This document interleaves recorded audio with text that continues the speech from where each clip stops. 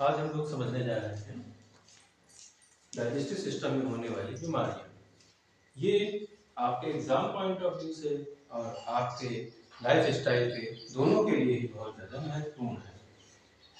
तो इसमें देखते हैं, सबसे पहली बीमारी जो है वो है अपेंडिक्स जो हो जाती है। तो यहाँ पर जो अपेंडिक्स है कभी कभी क्या होती है कि लार्ज हो जाती है, बड़ी हो जाती है, तो इसको ऑपरेशन करके निकालना पड़ता है। ये एक रेजिडुअल पार्ट है, रेजिडुअरी है, इसका मतलब है ये अवशेषी अंग है।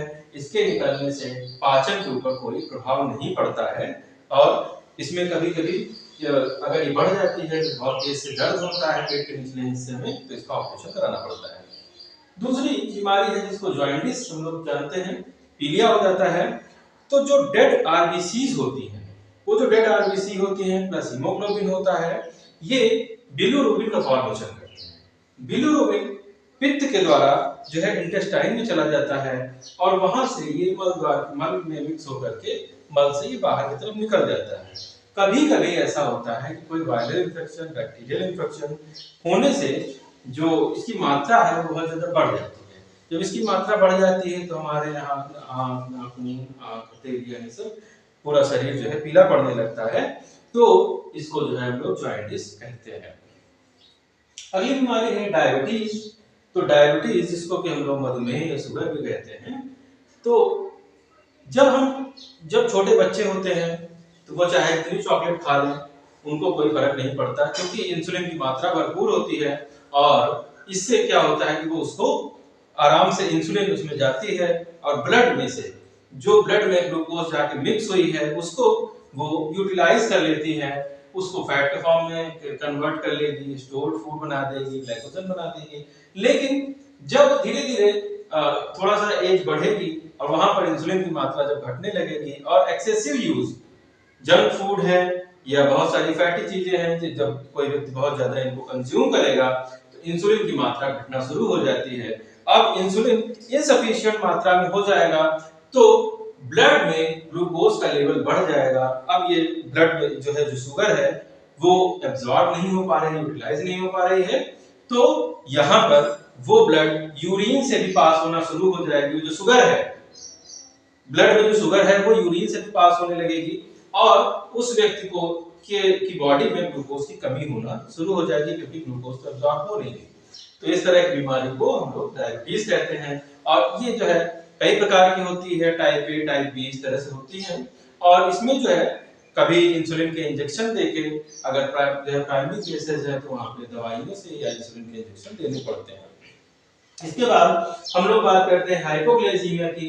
ये जो बीमारी है ये डायबिटीज की ठीक उल्टी है। ये जब इंसुलिन की मात्रा बढ़ जाती है तो ब्लड में ग्लूकोज की मात्रा घट जाती है। अब ब्लड में जब ग्लूकोज की मात्रा घट जाएगी तो ये जो है इफेक्ट करती है नर्वस सिस्टम को और जो है आंखों की रेटिना को प्रभावित करती है। व्यक्ति को थकान लगी रहेगी और कभी कभी बेहोशी भी आ सकती है, तो इसको हम लोग इंसुलिन शॉक बोलते हैं। इसके बाद बात करते हैं हम लोग कॉन्स्टिपेशन की।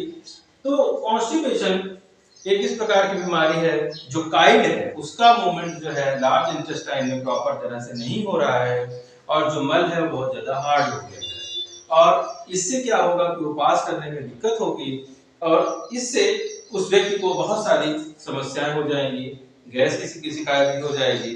और ये ज्यादातर ये हैबिचुअल बीमारी है। जो लोग जो है मल त्याग करने नहीं जाते हैं, मल त्याग ना करने की रोकने की बीमारी होती है, या ऐसी जॉब में है जहां पर वो लगातार जो है डिफिकेशन नहीं कर सकते हैं, ऐसे लोगों में ये बीमारी ज्यादा पाई जाती है। ज्यादा आराम करने से, ज्यादा देर सोने से और ज्यादा देर बैठे रहने से, ज्यादा देर इस तरह के काम करने से जो है इस तरह की बीमारी ज्यादातर हो जाती है। इसके बाद बात करते हैं डायरिया की। डायरिया ठीक इसका उल्टा है।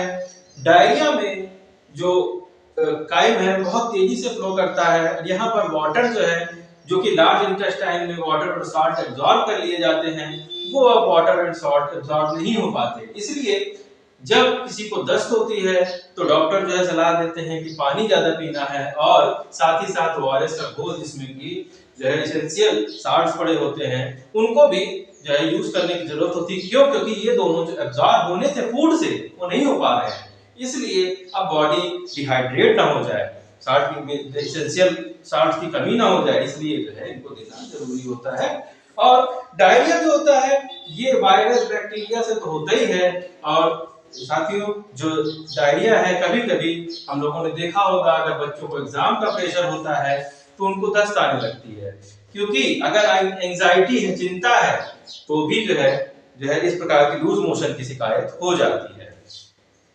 इसके बाद अगली बीमारी है वो गैस्ट्रियासिस है।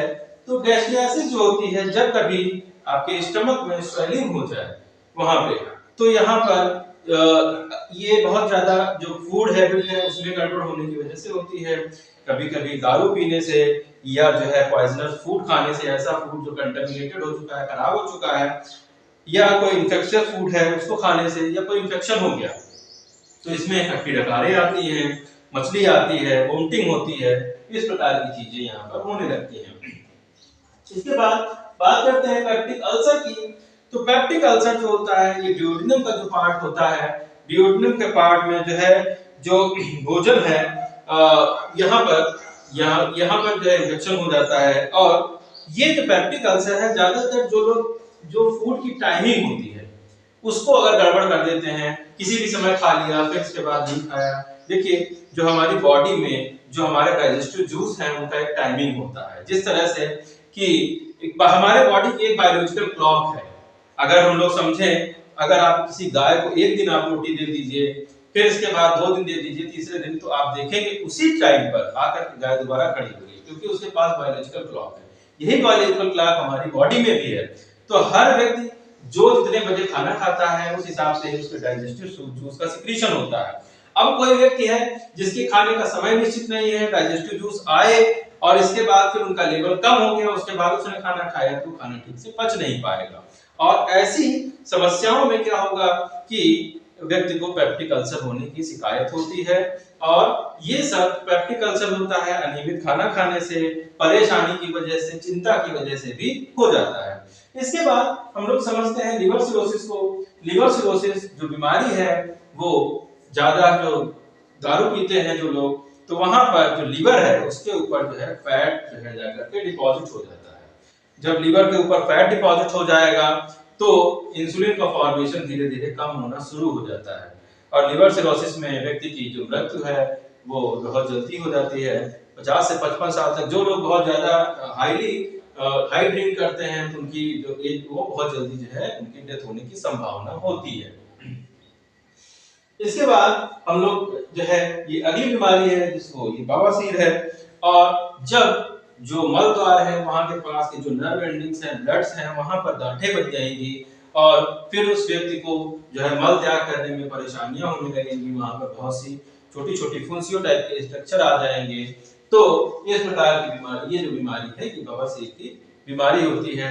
और इस बीमारी का जो मुख्य कारण है वो कॉन्स्टिपेशन है। जिन लोगों को कॉन्स्टिपेशन होगा वो आगे चल करके उनको बवासीर होने की संभावना बहुत ज्यादा होती है।